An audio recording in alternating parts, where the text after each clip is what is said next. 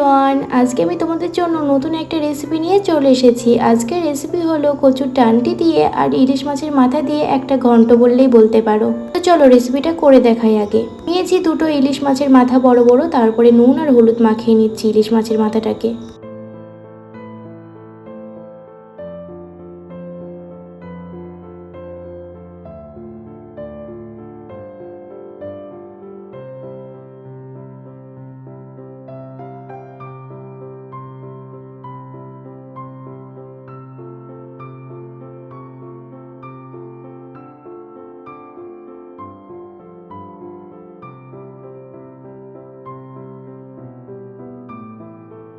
নুন আর হলুদ মাখানো তো হয়ে গেছে, এবারে মাছগুলোকে কিন্তু ভালো করে ফ্রাই করে নিতে হবে। তার আগে দেখিয়ে দিই কচুর এই ডাঁটাগুলোকে, এগুলোকে ভালো করে আমি আগে থেকে সিদ্ধ করে রেখেছি। সিদ্ধ করে ভালো করে জল ঝরিয়ে রেখে দিচ্ছি। এবারে দিয়েছি কড়াই বসিয়ে, কড়াই দিলাম সর্ষের তেল। এবারে মাছের মাথা দুটোকে ভালো করে ফ্রাই করে নেব।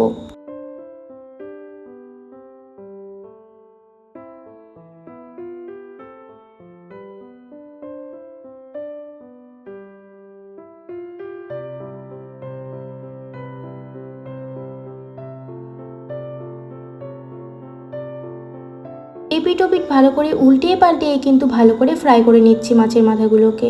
মাছের কাঁটা দিয়ে কিন্তু এই ধরনের রেসিপিগুলো জাস্ট ফাটাফাটি লাগে। যদি আবার ইলিশ মাছের হয় তাহলে তো আর জমেই গেল। তো খুব ভালো করে কিন্তু মাছের মাথাগুলোকে ফ্রাই করে নিতে হবে।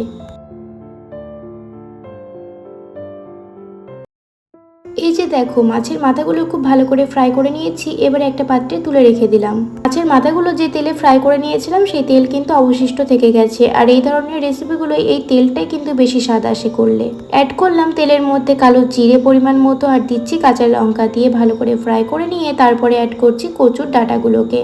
খুব ভালো করে কিন্তু কচুর ডাঁটাগুলোকে সিদ্ধ করে নিয়েছি। দিয়ে ভালো করে জল ঝরিয়ে রেখেছিলাম। এবার দিচ্ছি হলুদ গুঁড়ো পরিমাণ মতো, স্বাদ অনুযায়ী লবণ। দিয়ে ভালো করে নাড়াচাড়া করে এবারে কিছুক্ষণ কষিয়ে নেব।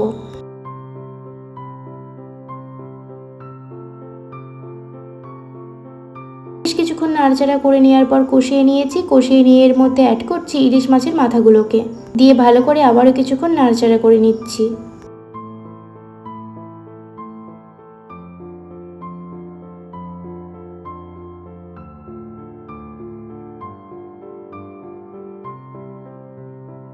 কিছুক্ষণ নাড়াচাড়া করে নিয়ে এবারে ঢাকা দিলাম। ঢাকা দিয়ে কিছুক্ষণ পর ঢাকাটা খুলে দেখলাম কতটা হয়েছে। দেখেছো কত সুন্দর হয়ে এসেছে, একদমই কিন্তু গলে গলে এসেছে কচুর ডাঁটাগুলো। এই ধরনের রেসিপিগুলো কিন্তু খেতে খুব সুন্দর লাগে। যে কোনো মাছ দিয়েই ভালো লাগে, কিন্তু ইলিশ মাছ দিয়ে একটু বেশি ভালো লাগে। তবুও যদি তোমাদের বাড়িতে ইলিশ মাছ না থাকে তাহলে কিন্তু অন্য কিছু বা অন্য মাছের মাথা দিয়েও করতে পারো। এর মধ্যে ছোট ছোট চুনো মাছও অ্যাড করতে পারো, তাতেও কিন্তু খুব একটা খারাপ লাগে না। তবে ট্রাই করো কিন্তু ইলিশ মাছের মাথা দিয়ে করার। দেখো আমার কিন্তু রেসিপিটা হয়ে এসেছে, খুবই ইজিভাবে তৈরি করলাম মশলা ছাড়া। তোমাদের এই গ্রাম্যভাবে রেসিপিটা কেমন লাগলো, একদম সহজভাবে করে দেখালাম, সেটা কিন্তু অবশ্যই কমেন্টে জানিও। আজকে এতটুকুই, টাটা।